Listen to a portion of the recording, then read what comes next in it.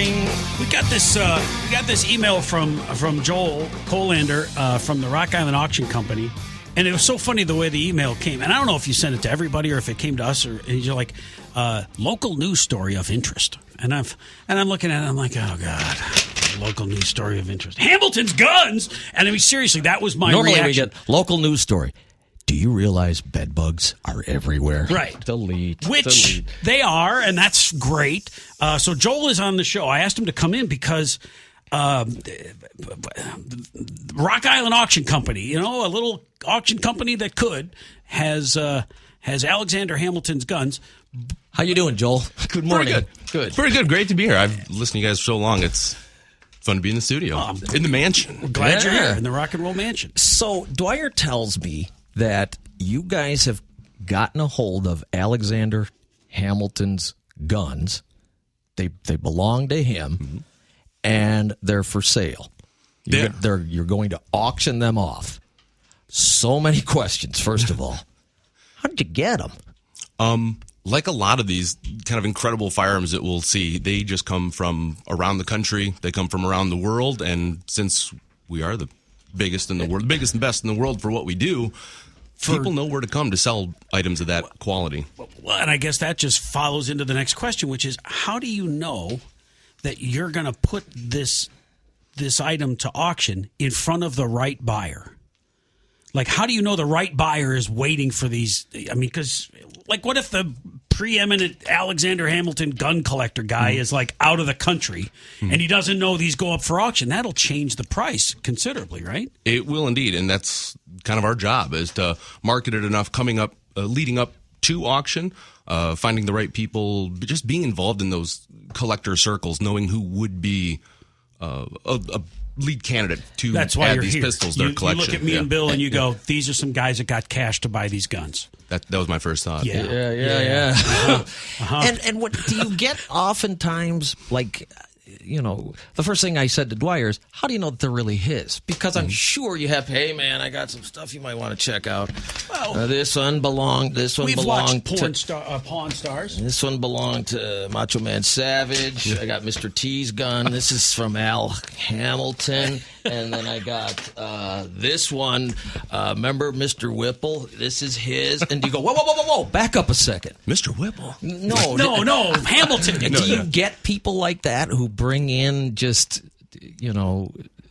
crap? And then you have to tell them, okay, no thanks? Pretty regularly, and sometimes it's never dishonest or seldom dishonest. It's people who think they have a honest item or something that's been purported to them to be a certain item. Unfortunately, an item with a story is just that. It's a story. Right. I mean, unless you have some documentation or some proof, some provenance. Right. So how do you even begin to verify that these guns belong to Alexander Hamilton? Sure. Thankfully, these guns had remained in the Hamilton family since his death in 1804. They passed down from son to son to grandson. Great-great-grandson, Philip Schuyler III, sold them in 1942 to sort of like a godfather of gun collecting, a Bob Abels. So it went from, directly from the family, from Hamilton Grange, which was the estate that Alexander Hamilton built, and now it's a national museum, park. Right? Yeah. And a beautiful house. I went directly from there to one of, a renowned name in firearms collecting. There were affidavits signed at the time. Notarized documents. So it's, I am this person. I'm the great-great-grandson of Alexander Hamilton. And so it never fell out of circulation or was unaccounted for, basically. Yep, stayed in the family till the 40s. And then he details the gun in these notarized documents. He talks about them in detail, about these pistols, and it's pretty exciting. And were these used? I know they were a gift from his father-in-law after he served in the Continental Army. Did he take them out? I mean, because they're pistols, so they not like you would use them for hunting. But did he use them for anything? These aren't the dueling pistols, obviously. Correct. Those are actually owned by Chase Bank, or what's now Chase Bank. Oh, really? Since Aaron Burr had roots in forming Chase Bank. Chase Bank has owned them since the 1930s. And Chase Bank doesn't need the money. Okay. Those are not. So they're not going to auction them off anytime They're not soon. for sale. And those weren't even owned by Hamilton or his family. You know, in Right. duels, a lot of time you bring in a neutral party's arms, things like that. These were his. They were used, especially by his father-in-law, Yep. General Schuyler, used them in the French and Indian War. He then presented them to Alexander Hamilton, or in that 1780 timeline. So during the Revolutionary War, he's presenting these pistols to his new son-in-law. Yep. Did you get an A in U.S. history in high school? No. Did you get an A in anything in high school? But so these, to me, these are just like the coolest items. But then I saw you have something that's signed by Lincoln that's going to go up on an auction too. And when does this auction take place? This is May 14th, 15th, 16th. Okay, so you still got about a month or so before you can watch or bid. And Is it a live auction or is it online or how does it work? Yes. All of it. So Okay. yeah, basically, I like to joke. We'll say, anyway, we'll take a bid. Any way you can get it to us except for a smoke signal. Yeah. Okay. You can do them on our website in person. And there's probably going to be some newbies going, Yeah, right? I hope so. But how do you? Are there going to be people who go, honey, I know what I'm doing. All right, for the Hamilton pistols, $1,000 because these things are worth. The estimate on seven it is figures, right? $1 to $3.5 million.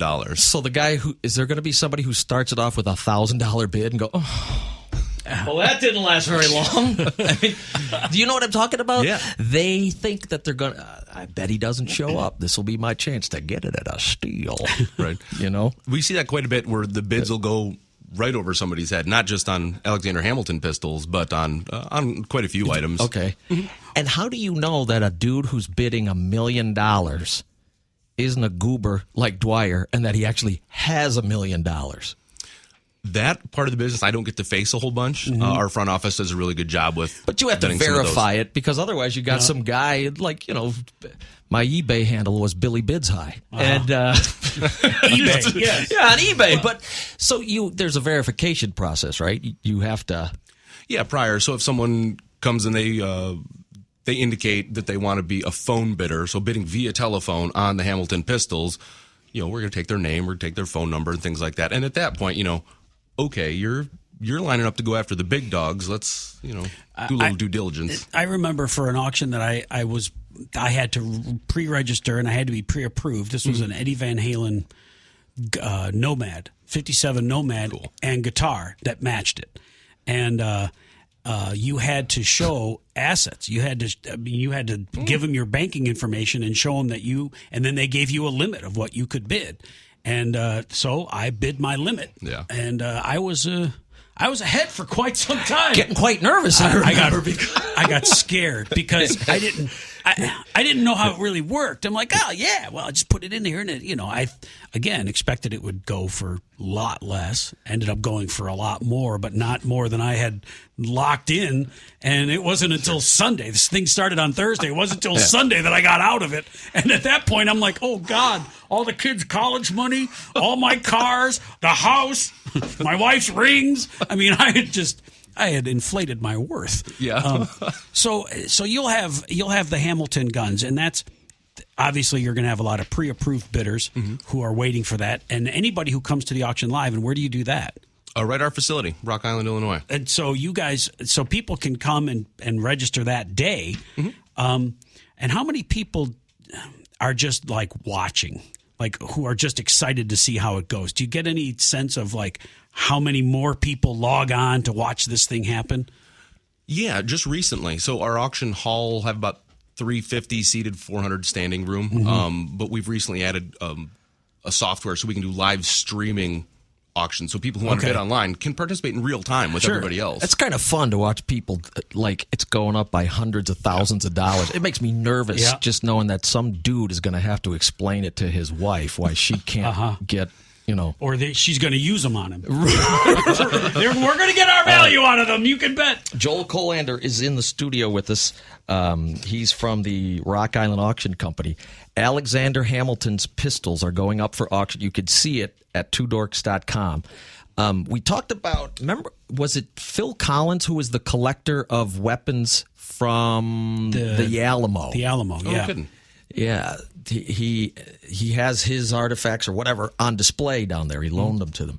So are there any well-known, like, gun collectors, famous people that we would recognize? Yeah, sure. In fact, recently, last year, we sold items out of the Tom Selleck collection.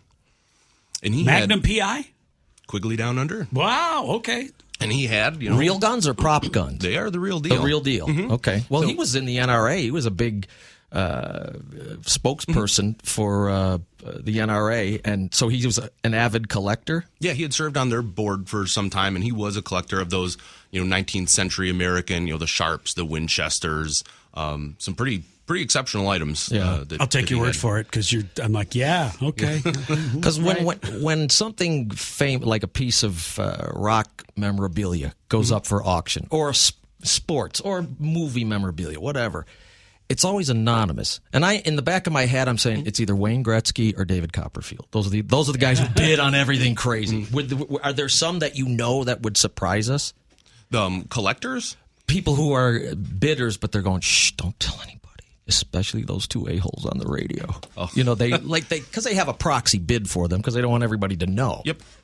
A lot of time, that's why they have a proxy, is they don't want anybody to know. So I know, but good question. But no, just tell me who they are, and I won't. I'm discreet and secretive. Keep it on the down low. Yeah. Thank you. But are there people specifically who have reached out that are, because with the popularity of Hamilton, I mean, the timing of this is perfect. Yeah, it's worked out really, really well. Yeah, I bet. It's a couple years past sort of the apex of it, but now it's out on Disney Plus again. When it came out, it's maintaining its consciousness about it. So has that helped at all? I can't imagine that it hasn't. Now it's so much more in the popular consciousness. Like before, I'd go out and on a limb and say he was pretty much the most underrated founding father for what he did. Right. But even still, the amount of money these are going to go for, simply because of their lineage and because it's proven. Casual Hamilton fans are not who this is going to go to. I assume that's probably a correct statement.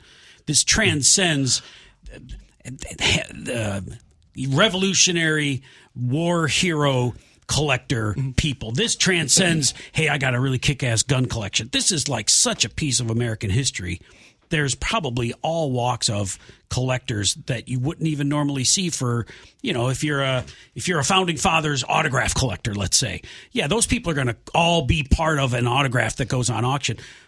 But that's a group of people that I think they're always looking. I think this is going to appeal to a wider variety of collectors, partially due to the Hamilton popularity, but also just because of the lineage of it. What I was thinking is new interest and new money. The producers of Hamilton, those guys, like the guys who are the producers for The Lion King, they collect high-end artifacts for different things like that. So I look at what's the guy who played Hamilton? Lin-Manuel Miranda? Miranda. I look at him. He's registered under, Joe Bag of Donuts. He's a secret online name or whatever. That would for sure be well, that's what I'm thinking. That's where I was going with the new interest in it because of the musical and the movie. We certainly hope so. It's You're not going to tell me, is it, that he's on board? I have no idea. Really? That was probably smart to not tell you. Don't tell the guy that's going on the radio. Yeah. But it is something. I mean, you hit the nail right on the head when you talk about we're trying to expand this beyond the audience of just what are traditional firearms collectors, because it has more appeal than that. I mean, and you have people who are, making these purchase at auctions of these sort of hard asset, almost alternative investments. You've seen, I'm sure, Ferrari auctions going for $40 million. We mentioned a video we made on it. There was a Mike Trout rookie card from 2009 selling for, I want to say $9 million. Crazy. And that's, that's Mike Trout. He's a really, really good baseball player. He didn't affect the formation of our country. Right. That's where you're wrong. He did. He was instrumental to it. And I don't mean to, poo-poo sports card collecting or art or anything like that. Like, those are all super valid genres of collecting, and the market supports that. But when, you have, whether it's modern art, painting, coins, wine, getting into wine, high-end wine, yep. You get into some of these, and the top, in the millions of dollars. This is the top of firearms collecting, and we have the estimate between $1 and $3 million. And where do you keep that? Is it on your desk, or do you got it like in a, I don't know, the trunk of your ar? They're tucked into my waistband. Yeah, I mean, you have to have it someplace. Is it at the current owner's house, or do they bring it in under armed guard? In a vault. It is. And Okay. we keep them secured with some other high-value items. Which one? And have you seen them? Yeah. So when you open the case, I assume they're in a case. All the cool old guns came in a case, right, with the velvet? These are not in a case. But, wow, okay, so... Yeah. It's wrapped in a gym towel. Yeah, like a sock. It's in a duffel bag. So, well, I'm interested, like, when you saw them, what did it feel like? It's it's intimate. I mean, to have something of, I mean, you hold high-value stuff, but it doesn't have the significance that something like this does. Like I said, Hamilton, he doesn't just like, he's not a point on a timeline. He's changing things forever. So to hold them is pretty incredible. Okay. You mentioned like not coming in a case. They are war pistols. They are tools for like fighting for the Revolutionary War. So they're not very fancy. They're not like these big gold crusted, like highly embellished arms that you'll see in true like presentation style arms. They were presented, sure. But these were tools. These were tools for sure. So they don't have like a fancy plush case to go in. They're the real deal. But there is craftsmanship in them, just absolutely. because of the era they were created in. All of them were handmade, so they all had the stamp of the artist, the imprint of the artist. Let's go back to 1943, and I don't know if you know this. We're talking with Joel Kolander, who's from the Rock Island Auction Company. Just sent us a message about this great auction they got coming up next month with literally thousands of items. He brought us the catalogs, which are super heavy. Incredible. 1943, the last time these guns were sold. Probably, or did they... That's just when they left the family. Okay. That's basically what I wanted to ask about. Okay. Why? Like... I have a car that I've had for almost 20 years that belonged to my father-in-law. I'll never sell that car. It will go down to my son or my daughter, and they'll give it to their kid. I'll never get rid of it. What? And this is his great-great-grandson? Or yes. great. Okay. 2 greats. So, okay, 3 generations. These guns have been in the family. What are you doing, man? Yeah, why is he selling it? What Kid happens? got to go to college? They got braces? What's the problem? This is a common, like, we hear that a lot, like, boy, I would never let those leave the family. Right. Whether it's Hamilton's guns, whether it's... Magnum PI's guns. Who cares? You know what I mean? Whoever's. Yeah. Why would you leave those? And sometimes it's, like, if kids don't have any interest in them, or they need the money for this, like, you can set up some almost generational wealth from the sale of these items. Yeah. With Hamilton, we don't know why Schuyler Hamilton III sold the pistols, but they went with in an auction with a number of other items. So with these pistols actually comes a pair of Hamilton's epaulets, like the shoulder tassels. Yeah, the fancy stuff that you used to, okay. And that's when he was Colonel Hamilton, serving under George Washington in the Revolutionary War. Wow. Also coming out of the same estate. There was and those are probably the only in existence. They're probably the only ones ever. I mean, they're probably the only ones ever made for Hamilton. The only ones in existence. Wow. So those come with these pistols at the same auction, which does not come with these pistols. I don't know the whereabouts of them. Was a Civil War sword, also from the Hamilton family that served in the Civil War. It's just this all kind of happened at the same time. So there must have been some sort of financial hardship, something that happened for those to leave. Hamilton Grange. Yeah, I'm glad we're not the only ones to ask that question. It's on everybody's mind. What do you didn't sell off like his rowboat or well, and I suppose gardening tools. I suppose after 100 years or so, 1943. That's 150 years or more since they've been in the family. They just don't have the same meaning anymore. Probably, you know what I mean. They don't. Yeah, these were great grandpa Hamilton's guns given to him by your, great grandpa. And don't sell them, boy. Don't you sell them? But then and now you're moving them from house to house to apartment to house. You're storing them. You're doing this. You got them in a vault. You can't. I mean, I think after a certain amount of time, you just don't enjoy them. And they don't have the same meaning as they might have in that first, when he first gave them to his son. Is it fair that these could be the most expensive firearms ever auctioned off? Yes. Really? Yep.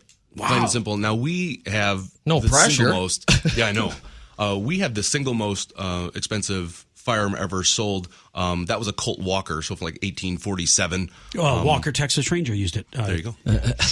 What's the biggest the like, I'm trying to think bigger than like a handgun, a pistol, like a. Well, we had some military vehicles come in a few years ago, and that was a lot of fun. Really? Yep. So we had several tanks. There was a Patton tank. Who's buying a tank, and where are they going to put it? Who's giving it to them? Why do you have it? Why do you? And that is a woman who is getting rid of. She's pissed. There's a tank in the garage, and that's why I can't park there. I wanted a new snowmobile, and she said no. It's great for snow. Yeah. Where were you when I was trying to convince my wife? We always joke that they'd be like, "Honey, I parked my new gun." You're like, "What do you mean parked?" It's on my car. We're talking with Joel Kolander, who's got a huge auction coming up with the Rock Island Auction Company. It's online, also in person, and we'll talk a little bit more about some of the other things coming. And we're just picking his brain. See the guns at twodorks.com. It's up there right now. You can see the pictures of it in the video that they put together. But we'll do some more in just a second here. The worst of Dwyer and Michaels.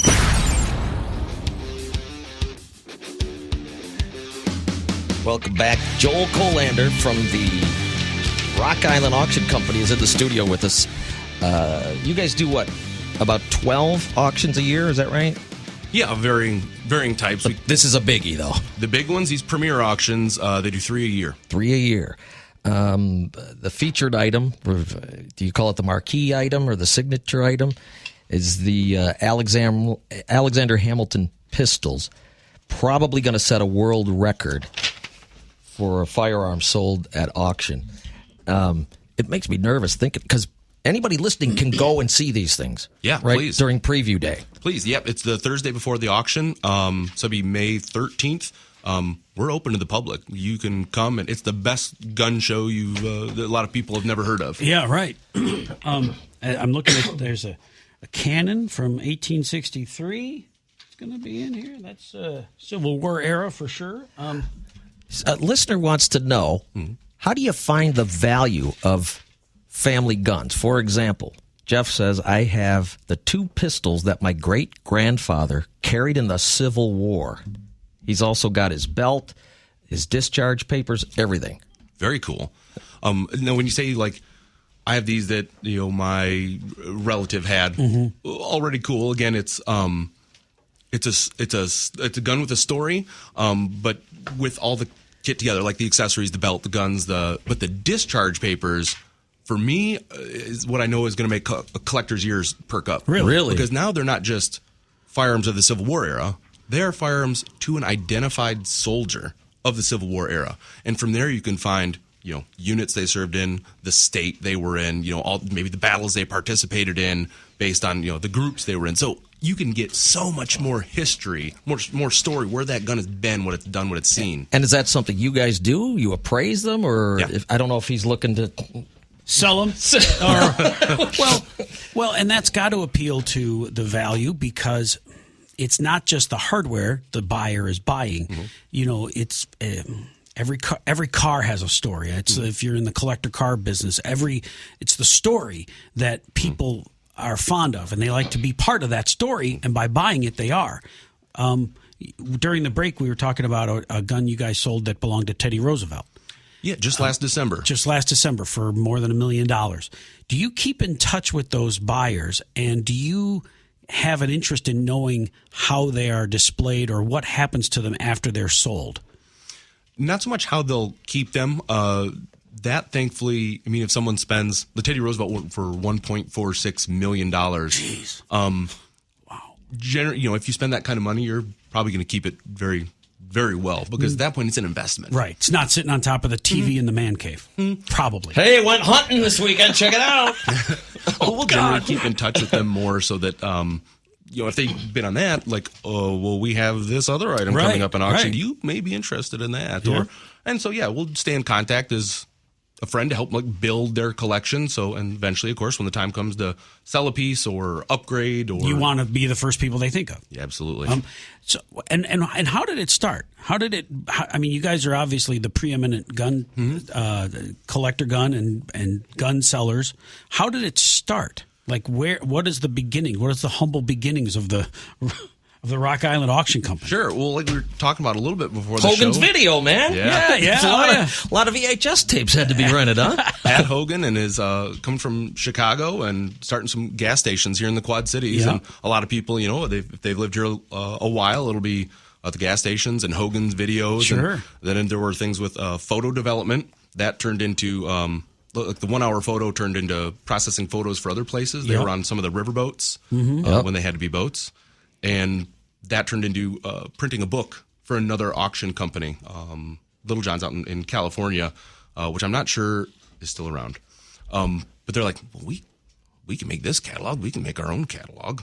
And so in 1993, they started their own auction company out of one of the garages of the other Hogan businesses. Yeah, but they don't have Hamilton's guns for that. I mean, you can start your own auction company, but if you don't have anything to auction, what's the point? So it started as Storage Wars, and now it's Yeah, up to right. this huge auction house. Maybe you had to get rid of that big purple dinosaur costume that that can become problematic. You can see there's a video clip, and there's more information up at twodorks.com, but it's a piece of history, and it'll be on display, and you can go watch the auction happen. Well, you can go see the guns. You can go see it, yeah. I mean, wow. Are they? Is it like a museum display, or are they just like you can pick them up on the counter and Yeah, right. aim through them? And We try to make it more because a lot of places will just have things on display like they're in a rack and you Yeah. don't know really the significance of it unless you know what you're looking at. We try to make it more of an exhibit. So when you come to preview day, and everybody should, we'll try to have signage up. We'll try to have some sort of wow. presentation so you know what you're looking at. That's like a trip to a museum. I mean, only a really cool museum of stuff you want to see. We call it the museum you can touch. All right. When you go in and when you register on bid day, on auction day, if you happen to have a couple of late fees from old VHS tapes from the old Hogan's video, is that something that we're going to... We'll take care of those. Will you sweep that under the rug? For or you. Wow. All Anything. right. All right, Joel. Well, thanks for coming in. And this is pretty exciting stuff. A world record for this piece of history. Do you pay in Benjamins or Hamiltons? Somebody wants to know. I bet you take anything as long as it's valid sort form of payment. If it's green. Right. More information is up at twodorks.com. That's really cool, And we'll keep an eye on this. And if if it's somebody famous and you could talk about it later after the fact, make sure to let us know. Sure. Real quick, somebody wanted to know, since Buffalo Bill and the Wild West show had roots in LeClaire, do you see a lot of that type of stuff come through this area? We do, not so much because it's LeClaire specifically, but because of right now, sort of Winchesters and Colts, those old West guns Right. are kind of the blue chips of the collecting world. So we'll see quite a few. In fact, not too long ago, we had a Savage pistol that was presented to Buffalo Bill Cody because he did a lot of their ads, like advertisement and promotion. So he had like a semi-automatic pistol, which you don't always associate with right. old West shows. Isn't that weird? It's like, oh yeah, that's all there. It's what's in vogue right now. Everybody wants one. It's crazy. Well, you guys are the experts. What a great job to have, man. It's fun. Rock Island Auction Company. It's coming up in May. More information at twodorks.com. You can go and see it. You can register to bid. You might want to have some money and the wife's approval. Good idea. All good ideas right there. All right, Joel. Thanks for coming in, man. We appreciate it. Thanks, Jen. It's been a blast. All right, we'll take a break and be right back.